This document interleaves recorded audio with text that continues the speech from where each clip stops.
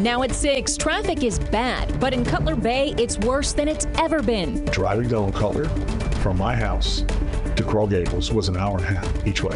And that's gotten the attention of those in a position to change things. The traffic's horrible. Tonight, solving a small town's traffic troubles. We showed you this morning on CBS News Miami how Miami-Dade County is looking to ease congestion. Yeah, it's not simple. The town of Cutler Bay is located just south of Palmetto Bay in South Miami-Dade County. And while it's home to 45,000 residents, countless others use it as a means of getting to parts of Kendall, Pinecrest, and Coral Gables. CBS News Miami's Keith Jones shows you what's being done to ease congestion. How long was that commute? At least an hour and a half. An hour and a half, one way, just to go 17 miles. That's 3 hours a day to and from work, 15 hours in a week in a car.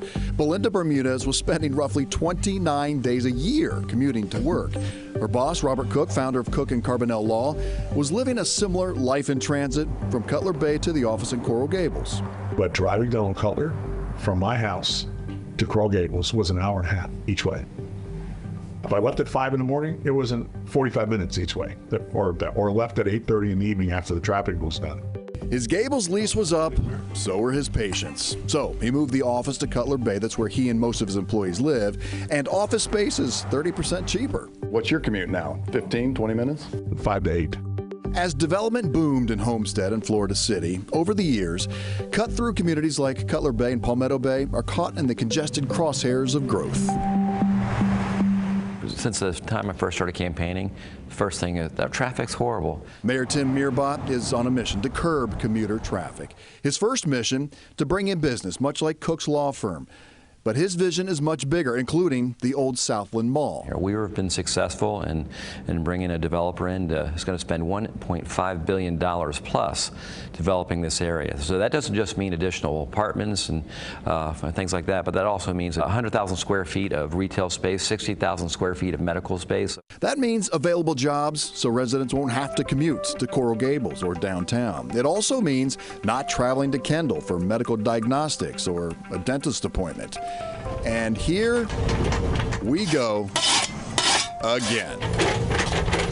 The perpetual orange barrel peril, or construction of the busway rapid transit system. The county's $300 million mass transit system will bypass the cluttered turnpike, US 1, Old Cutler Road, taking commuters into Coral Gables, downtown, or connecting them to a train, effectively reducing the number of personal cars. Roundabouts also being added, reducing stop-and-go traffic.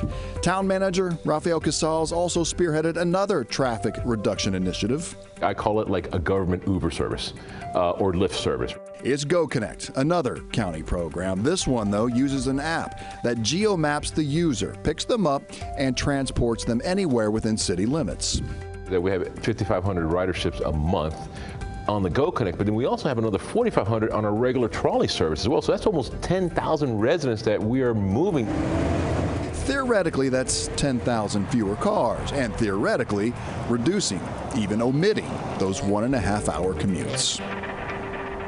This is one of the bus terminals under construction right now in Cutler Bay. Just across the street is the mall from here, and the parking lot's going to be used as a park and ride, so you can carpool out of here. All of this redevelopment is expected to be completed in the next 4 to 5 years, hopefully alleviating a lot of the congestion. In Cutler Bay, Keith Jones, CBS News, Miami.